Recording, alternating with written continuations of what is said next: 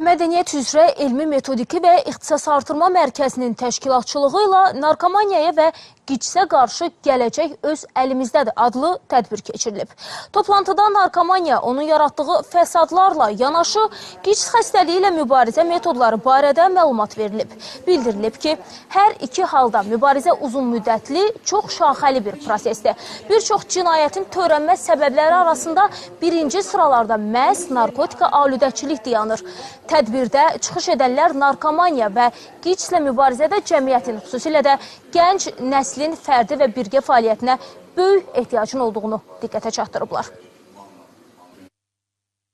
Biz təbii ki, təkcə ayrı-ayrı qurumların deyil, bugünkü tədbirdə iştirak edən bütün qurumların mübarizə aparılmasına birgəlik göstərməni təbliğ elədik və hər bir qurumun bu mübarizədə vahid yumruq formasında birləşib mübarizəyə qoşulacağını əminlik ifadə etdik.